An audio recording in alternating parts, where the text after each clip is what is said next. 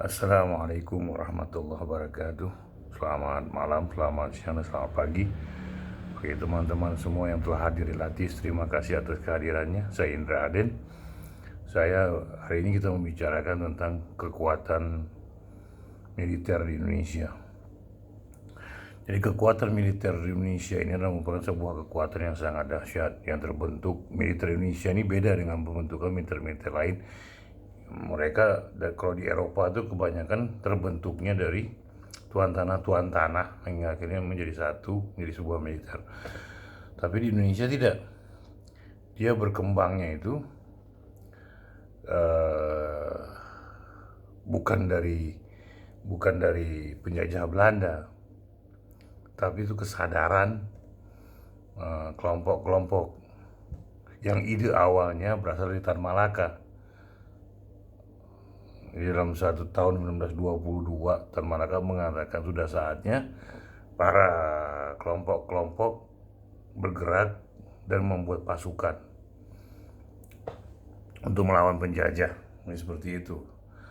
Jadi ini merupakan suatu kekuatan yang sangat dahsyat menurut saya. Tapi sayang itu gagal dilakukan karena Tan Malaka juga gagal melakukan sebuah demonstrasi yang ingin membentuk demonstrasi besar-besaran antar kelompok di seluruh Indonesia yang diawali oleh ide Tan Malaka, karena SI menarik diri ketika saat itu diketuai oleh Agus Salim. Dia langsung menarik diri dari kekuatan Tan Malaka hingga bubarlah apa yang telah terjadi, dan penangkapan dimulai, termasuk Tan Malaka ditangkap di Bandung di sekolah, di tempat sekolah yang dia bina selama ini. Nah, jadi ketika 1942 lah baru terbentuk militer secara utuh Indonesia itu, yaitu dibentuk oleh Jepang, yaitu AIHO atau PETA, bela tanah air. Itu idenya Jepang. Nah, tapi di sisi yang lain ada juga kelompok lain yang dibentuk oleh Belanda, jadi disebut dengan Kenil. Jadi ada dua pasukan, karena tentara Belanda membutuhkan pasukan untuk menggerakkan ini kebanyakan orang-orang yang dari Jawa dan Ambon, dan khususnya daerah-daerah timur lah. Lalu tentara itu terbentuk kesadarannya di eksistensinya itu di 42 ini, di zaman Jepang, yang dibentuk oleh tentara Jepang yang dibutuhkan untuk itu untuk melawan penangkalan tentara sekutu. Nah, itu pun dilatihlah masyarakat rakyat Indonesia oleh Jepang dengan nama PETA, pembela tanah air. Dan ini pun keterlibatan beberapa tokoh seperti Supriyadi yang hilang di daerah pegunungan, karena beliaulah yang melawan tentara Jepang ketika itu, karena memberontak, karena konsep nasionalisme udah menyatu dalam tubuh mereka. Lalu pada tahun 1946, antara 46-47 itu dibentuklah pimpinan Tentara Nasional Indonesia, dan terpilihlah ketika itu calonnya adalah Nasution dan Jenderal Sudirman. Nah, terpilih Jenderal Sudirman sebagai Panglima Besar. Lalu Urip Sumoharjo sebagai, inilah lucunya tentara Indonesia waktu itu, Urip Sumoharjo itu satu-satunya orang yang nggak bisa bahasa Indonesia. Dia cuma paham dua bahasa, Jawa dan Belanda. Dan dia pensiunan mayor Kenil. Nah, sementara Sudirman itu adalah didikan dari tentara Hizbullah. Nah, jadi kedua orang Nasution tidak terpilih, Panglima Besar Sudirman terpilih. Nah, disinilah proses militer mulai berlangsung. Mulailah apa banyak perlawanan-perlawanan terjadi, yaitu seperti penangkapan Syahrir oleh yang pro pada Tan Malaka, dan Tan Malaka ditangkap oleh pasukan Syahrir. Akhirnya dua-duanya saling menangkap karena Syahrir ini adalah sosialis yang dididik di Belanda, sementara Tan Malaka dididik Belanda tapi dia pada awalnya berkiblat pada ideologi komunis. Dan ketika di Indonesia, walaupun pada konsep awalnya dia tidak komunis, dia merupakan nasionalis, tapi yang dia pakai dalam konsep berperang, dalam konsep bertempur, baik ideologi maupun konsep tentara, dia pakai sistemnya Uni Soviet atau komunis. Nah, kalau Syahrir totok ya Eropa, jadi gaya berpikir Syahrir itu sangat Eropa minded. Nah, sementara Tan Malaka ini dia sangat nasionalis minded. Nah, perbedaan antara Tan Malaka dan Soekarno itu cuma dibeda dua hal, yaitu konsep pembentukan negara dan bentuk negara. Soekarno lebih pro kepada federasi, sementara Soekarno lebih setuju pada persatuan, Tan Malaka lebih setuju pada federasi. Dan itu didukung oleh Hatta dan Syahrir karena sama-sama besar di Belanda. Jadi mulailah ketika itu peperangan dimulai. Nah, inilah mulai terjadi konflik antar tentara sendiri, Siliwangi dengan Ponorogo dengan, dan konflik karena berbagai macam aliran ketika itu membuat sebuah tentara sendiri-sendiri. Nah, Sudirman menetralisir itu menjadi satu kesatuan, tapi tetap terpecah juga karena ideologi yang begitu kuat bermain dalam kesatuan tentara. Dan setelah itu mulailah ada keteraturan. Nah, militer bermain dalam konflik di politik Indonesia itu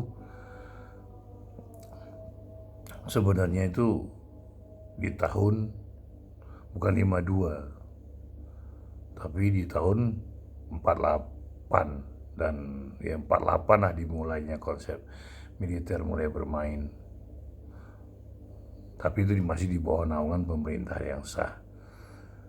Karena militer waktu itu, kalau kita baca buku-bukunya, menunjukkan ingin eksistensinya terlalu kuat. Nah, di sisi yang lain, tahun 52 terjadilah gerakan Nasution yang ingin perubahan dalam militer memiliki hak yang sama di wilayah sipil, yaitu di wilayah MPR dan DPR. Ini masuk dalam wilayah penentuan keputusan-keputusan politik. Nah, jadi konsep awal dari ABRI masuk ke politik nasional, politik sipil itu dimulai dari zaman Nasution. Nah, itu mulai bergejolak terus menerus hingga itu berjalan secara proses seperti itu. Nah, walaupun terakhirnya juga dalam militer jadi konflik tahun 60-an, yaitu antara Yani dan Nasution. Demikian juga, nah diperkuatlah tahun 60-an. 60-an ini sangat kuat sekali pertarungan antar militer, yaitu Yani dan Nasution. Sebenarnya konflik ini antara dua orang ini. Soeharto itu tidak termasuk orang-orang yang dilihat pada masanya. Tapi dengan taktik dan strategi didukung oleh beberapa kelompok yang anti komunis, khususnya Katolik, dia sangat eksis ketika itu, tapi dia bermain di belakang layar. Nah, seperti itulah yang terjadi. Nah, mulailah konflik itu ketika ditunjuknya Yani menjadi calon presiden untuk pengganti Soekarno. 3 kali ditunjuk Yani sebagai pengganti Soekarno, 62, lalu 63, dan terakhir itu 65. Ditunjuk tegas oleh Soekarno, "Yan, kamu pengganti saya." Nah, jadi berarti pada waktu itu telah ditunjukkan pada Soekarno bahwa Soekarno 1970 itu udah mau mengundurkan diri, selesai ganyang Malaysia. Nah, tapi dimanfaatkan oleh kelompok Amerika, CIA, dan Angkatan Darat untuk bergerak dalam penggulingan kekuasaan Soekarno, atau yang istilahnya gestok, tapi zaman Soeharto disebutnya G30 SPKI. Kalau gestok ini gerakan 1 Oktober, kalau G30 SPKI itu gerakan 30 September. Nah, jadi disinilah permainan militer itu dimulai. Siapakah tokoh di sini? Yaitu Nasution dan Soeharto. Berdua ini sebenarnya berperanan. Kenapa bisa seperti itu? Nah, dalam analisa aja gampang. Bintang 5 itu cuma ada 2 di Indonesia, yang dipakai oleh Soeharto dan Nasution. Jadi itu aja udah menunjukkan, walaupun konflik itu hanya ya biasalah, konflik-konflik keinginan kekuasaan, bukan konflik yang secara prinsip sebenarnya, tapi menuju kekuasaan aja. Ini yang memecah aja sebenarnya. Nah, tapi di Soeharto juga tahu kekuatan Nasution, walaupun dia sudah pensiun, tapi dia memiliki kekuatan di kalangan Angkatan Darat, seperti itu. Nah, jadi ini saya singkat-singkat aja teman-teman. Nah, jadi seperti itu. Bila ada pertanyaan, kita akan dialog nantinya. Nah, jadi disinilah mulainya kekuatan itu, dibantu oleh CIA, karena dokumen CIA udah keluar di tahun 2009 juga udah, itu dokumen CIA udah keluar semua, juga di tahun 2020 juga udah keluar, sudah dibuka itu tentang G30 SPKI. Nah, jadi disinilah konflik permainan militer itu dimulai, karena gini, Soeharto membutuhkan orang-orang yang taat dan patuh secara mutlak. Nah, ketaatan yang patuh dan mutlak itu hanya pada militer. Jadi jenderal tidak pernah salah. Bila jenderal salah, lihat pasal 2. Bila jenderal salah lagi, lihat pasal 3. Jadi jenderal tetap benar gitu. Nah, jadi Soeharto itu biar dia tetap berkuasa, nah dia mempercayakan hal ini pada Angkatan Darat untuk mengawal dia selama menjadi pemimpin. Dimasukkanlah fraksi ABRI dalam MPR dan DPR, MPRS dan DPRS. Nah, ketika itu mulailah ABRI bermain di situ, seperti pembuatan undang-undang, tidak boleh membaca buku-buku komunis kecuali di universitas, tidak boleh diskusi tentang komunis kecuali di lingkungan universitas, tidak boleh menjual, memperbelikan buku-buku yang dilarang. Nah, seperti itu. Nah, itulah peranan militer untuk ngeblok segala sesuatu ide-ide baru. Disinilah konflik mulai terbuka, konflik pun mulai berjalan.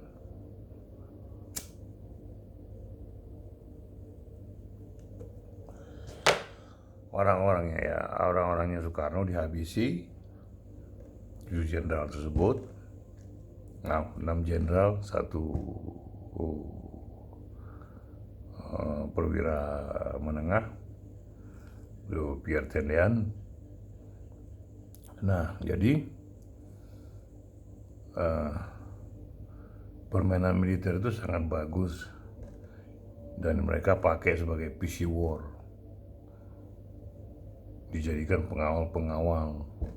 Jadi bila jadi ABRI itu ada 3 yang kalian dapatkan dalam masa itu, yaitu pengusaha, bupati, wali kota, dan gubernur. Juga Golkar. Nah, ini udah pasti ditempatkan nih. Nah, di sisi yang lain, pensiunan yang pangkat-pangkat rendah itu dikaryakan istilahnya. Itu dimasukkan kepada bagian berbagai perusahaan-perusahaan BUMN.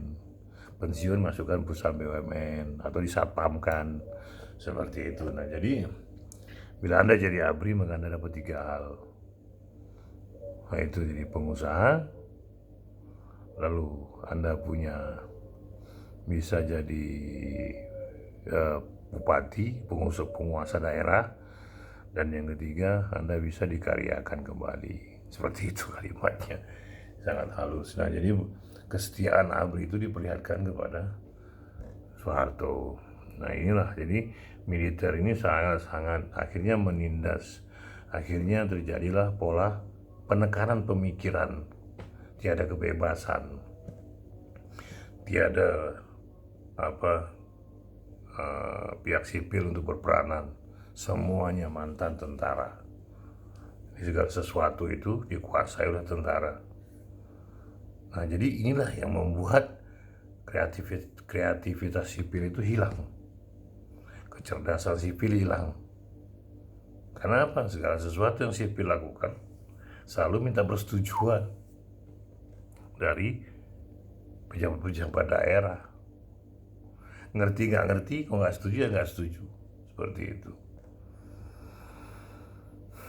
Ada buku yang menentang Soeharto, habis, orangnya pun dibawa. Ada yang menjual buku-buku yang dilarang, ketangkap, undang-undang pasal yang sangat tinggi. Hukumnya seperti itu. Nah, jadi kebebasan masyarakat sipil benar-benar terkekang. Hingga masyarakat sipil itu, jadi pola-pola sipil pun dilibatkan ke dalam, pola-pola militer pun dilibatkan dalam pergerakan sipil. Seperti itu. Nah, jadi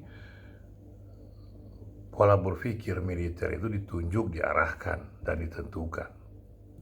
Akhirnya lahirlah pada masa itu bahwa cita-cita itu hanya ada 3, insinyur, ABRI, dan dokter. Jadi insinyur, ABRI, dan dokter. Jadi bidang yang lain itu bukan sebuah prestasi, tapi prestasinya itu 3, insinyur, ABRI, dan dokter. Luar biasa sekali. Hingga segala sesuatu pun dikreasikan, diarahkan, ditunjuk. Menggambar pun tidak lepas dari gunung, sawah, matahari, sudah selesai, dan burung-burung. Jadi memang sudah diterapkan cara berpikirnya sesuai dengan apa kemauan dari pihak berkuasa. Nah, lalu semua kegiatan mahasiswa diawasi. Mahasiswa tidak boleh baca buku ini, buku ini, buku ini, buku ini, buku ini, buku ini. Dipasang semua intel ke dalam wilayah mahasiswa. Kegiatan apapun cepat diketahui.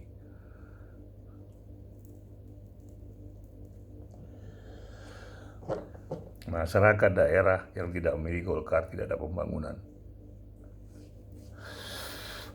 Masyarakat yang tidak memiliki masyarakat yang tidak pernah patuh, maka tidak akan ada pembangunan, tidak akan ada sekolah. Sekolah terus keluar kabupaten, sekolah terus keluar kecamatan. Seperti itu yang terjadi. Jadi apa yang terjadi adalah penindasan yang disengaja.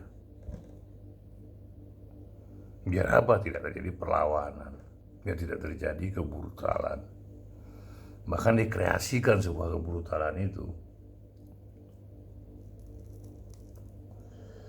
Dan ini banyak terpancing orang, akhirnya ikut melawan. Diciptakanlah sebuah kekejaman,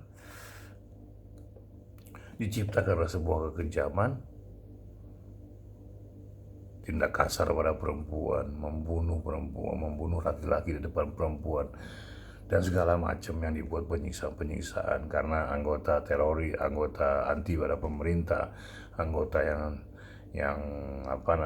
yang menentang pemerintah. Bapaknya masuk anggota GAM, bapaknya masuk anggota ini. Segala sesuatu yang menentang pemerintah. Nah, itu kreasi. Jadi kekerasan itu dikreasikan hingga masyarakat ikut menentang. Seperti itu. Jadi ada alasan untuk melakukan sebuah kegiatan militer. Sangat sadis. Seperti itu. Jadi awalnya Aceh itu hanya segelintir, ketika Kopassus masuk 89 dan gubernurnya Ibrahim Bidi menjadi seorang kabulok dan menteri koperasi, masuklah masuklah berbagai pasukan ke Aceh. Terjadilah peristiwa Kampung Janda, terjadilah peristiwa Bukit Tengkorak, dan terus menerus. Nah, itu kan dikreasi seperti itu. Tujuannya apa? Tujuannya tadi ingin memperlihatkan bahwa saya kuat, saya berkuasa, saya bisa melakukan apapun yang saya mau. Jadi tindakan-tindakan represif yang sengaja diciptakan itu dibuat untuk ada perlawanan dari rakyat hingga dia dengan cepat menyelesaikan sebuah biar nggak ada alasan untuk membuat sebuah pembangunan seperti itu. Papua demikian juga, sama ketika zaman itu. Nah, jadi yang terjadi seperti itu.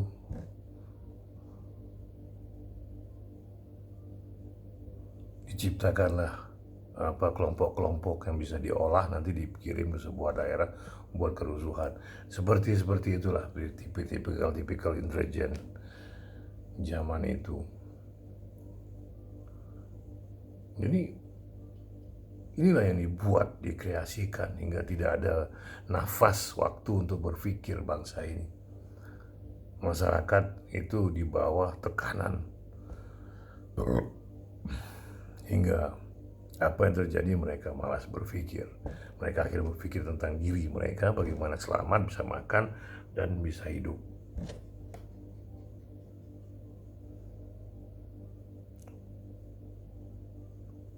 Jadi kayak seperti itu. Nah, jadi yang mereka pikirkan tok ekonomi. Bagaimana bertahan hidup, punya uang, punya rumah, bisa makan, selesai. Politik, masa bodoh. Yang penting gue ikutin apa kata mereka. Karena itu ingin melepas dari segala beban yang dapat tekanan represif dan segala macamnya. Nah, inilah yang membawa hilangnya kreativitas pada bangsa ini hingga saat ini. Karena segala sesuatu itu sudah diatur. Segala sesuatu itu sudah ditentukan. Seperti itu. Ini realitas, ini kenyataan.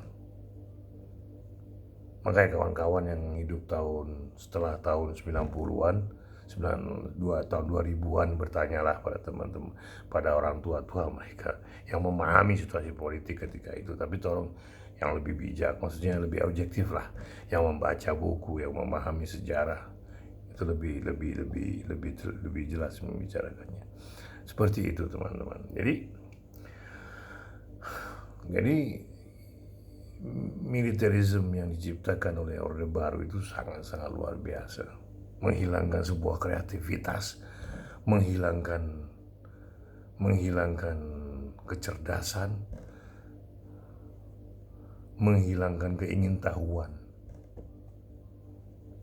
Jadi proses militer inilah yang membuat bangsa ini seperti ini. Karena apa? Orang-orang yang hidup di masa itu sekarang ini berkuasa. Jadi pola berpikirnya ya berjaman dulu. Karena mereka tidak pernah berubah. Seperti itu, ingin populer. Nah, pola-pola yang lama itu masih berlaku di zaman ini. Seperti itu, brand image, menciptakan sebuah brand atau menciptakan sebuah kebaikan, peduli rakyat segala macam itu dari dulu sudah begitu, ibu-ibu. Nah, sekarang pun yang lahir tahun 70-an dan tahun 80-an itu ya terbawa harusnya, karena begitu kuatnya dominannya mereka berkuasa ketika itu.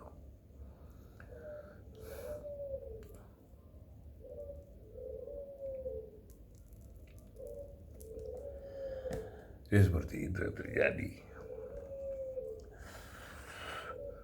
Jadi inilah yang selalu berlangsung.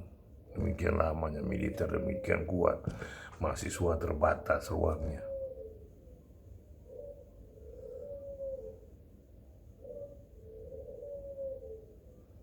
Itu yang terjadi, teman-teman. Nah, ketika ada Yusuf membuat normalisasi kampus, kehidupan kampus, maksudnya itu tujuannya cuma satu, apa? Biar mahasiswa itu ketika demonstrasi memiliki tujuan. Nah, tapi harus apa? Mereka harus membaca di kampus, diskusi di kampus, menulis di kampus, hingga memunculkan ide-ide, kreativitas baru. Seperti itu. Tapi apa yang terjadi? Ketika konsep itu berlangsung, hanya 2 bulan, selesai Yusuf, tidak menjabat lagi.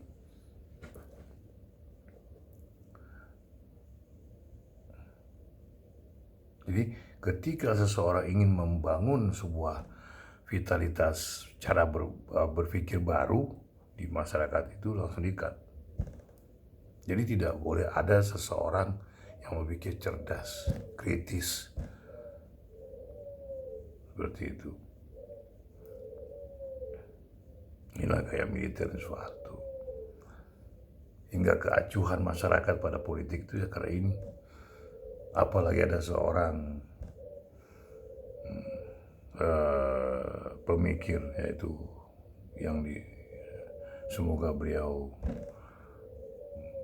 dimuliakan Allah, yaitu Bapak Dr. Majid, yang menekankan pada masyarakat politik now, ekonomi yes. Hingga ditekan sampai segitunya. Ini ditujukan pada khususnya ini pada anak-anak HMI. Jadi segala sesuatu yang ingin memunculkan sebuah kreativitas, daya berpikir kritis, cerdas, itu tidak boleh langsung ditutup, langsung dihilangkan. Yang menyebarkan buku-buku Tan Malaka, Pramudia, Nantatur, buku-buku Che Guevara dan segala macam, itu nggak boleh ada. Seperti itu. Jadi rakyat itu begitu tertekan, begitu sakit. Di sekolahan diajari pendidikan militer.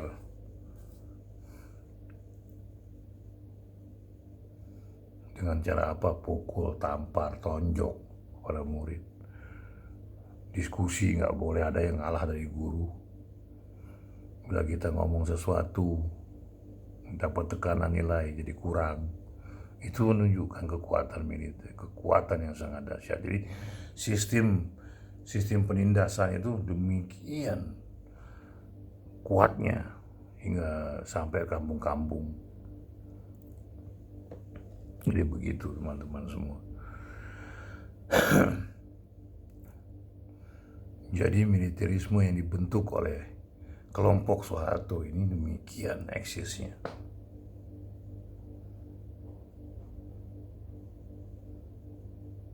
Dan dibantu oleh Amerika tentunya. Seperti itu. Dari tahun 65 sampai 98. Pertanyaan kita, quote and quote,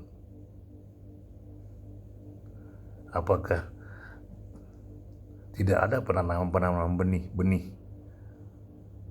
yang diciptakan oleh mereka? Itu realitasnya. Benih-benih yang cara berpikirnya secara Amerika, ya pasti ada.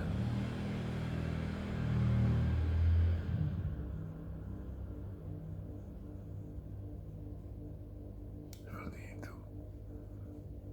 Nah, jadi militerisme yang dibuat oleh Soeharto dan kawan-kawannya sangat-sangat membuat orang pada menjadi bodoh, menjadi dungu. Nah, makanya larilah kepada orang-orang yang saat ini yang yang saya ceritakan kemarin, yang seperti saya di video sebelumnya, ya apa, ingin menguasai tahta, harta, dan kekuasaan, power, kekuatan.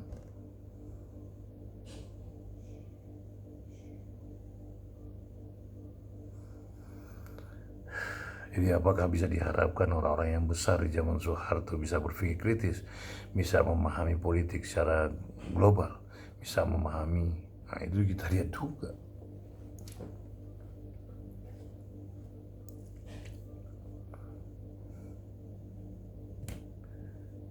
Ini harus dipahami bersama.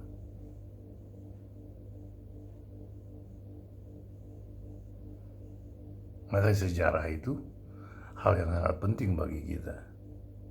Kenapa akhirnya memunculkan mental-mental kuli, mental-mental yang kepada orang luar begitu hormat kepada bule-bule, dan begitu hormat kepada orang kaya Indonesia, begitu hormat kepada para pejabat, begitu hormat kepada orang-orang yang punya perusahaan, tapi tidak pernah menghargai orang-orang yang memiliki kecerdasan.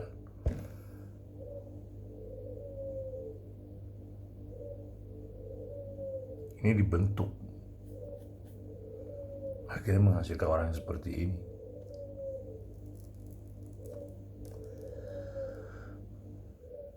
Ini seperti itu. Jadi segala sesuatu bisa dibentuk. Bagaimana dengan kita? Apakah kita ingin dibentuk orang-orang? Atau kita ingin membentuk diri kita sendiri melalui cara kita? Makanya pelajarilah sejarah. Pelajarilah kenapa kita sampai seperti ini terjadinya bangsa ini. Partai menentukan presiden, rakyat aja tukang stempel. Lalu mereka dengan asik-masiknya seolah-olah memahami segala sesuatu padahal nggak ngerti apa-apa. Jadi seorang presiden, dan mereka mengetahui keadaan negara setelah mereka masuk ke dalam sistem politik, setelah menjabat. Masukan dari orang-orang yang memang sudah di backup oleh orang-orang yang membantu untuk menjadi presiden dalam kampanye. Gimana? Ruwet sekali teman-teman. Inilah yang realitasnya, hingga kecerdasan hilang, hingga semua keburukan terjadi di bangsa ini. Geopolitik tidak tahu, geostrategi nggak paham. Yang beruntung apa? Menlu memahami dasar-dasar geopolitik dan geostrategis. Menlu, Kementerian Departemen Luar Negerinya, bukan Menlunya. Orang yang cerdas ada di sana. Semoga aja mereka orang-orang yang memiliki pemahaman nasionalis juga. Semoga mereka tidak terlibat dalam urusan-urusan perbantuan Amerika. Semoga juga dalam militer kita saat ini bukan orang didikan-didikan yang besar karena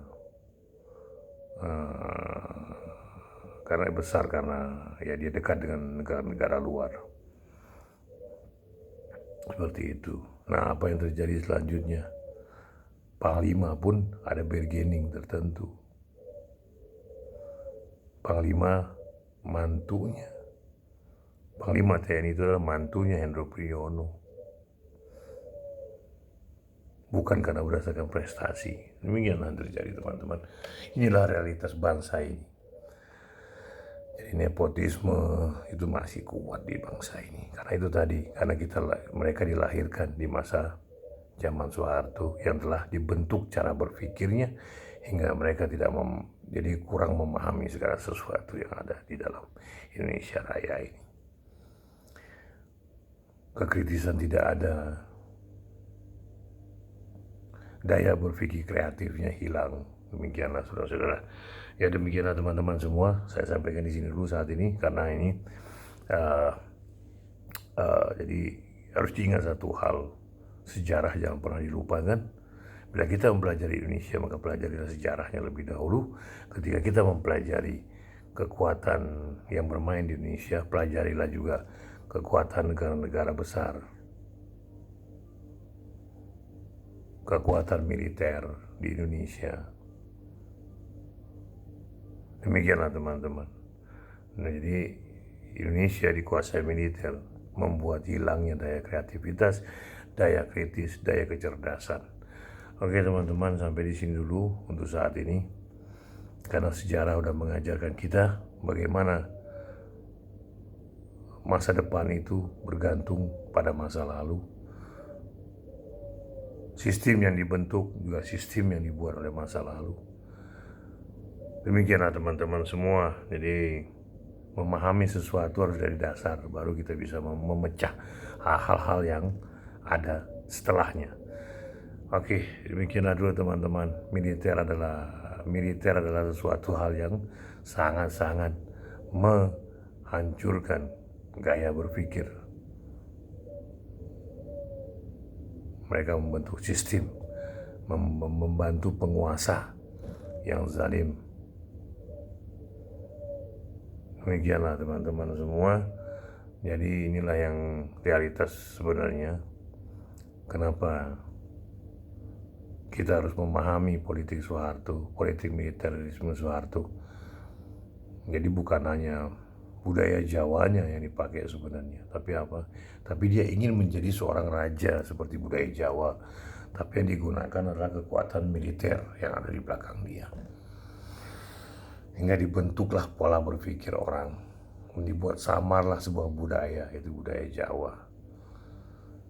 Oke teman-teman, demikianlah yang saya sampaikan malam ini. Jangan lupa subscribe, like, dan komen, serta share. Jangan lupa juga saya harap menonton Latis dari awal hingga terakhir, hingga memahami, mengerti, dan tahu apa yang saya maksudkan. Demikianlah teman-teman semua. Assalamualaikum warahmatullahi wabarakatuh. Selamat malam, selamat siang, selamat pagi. Salam Latis.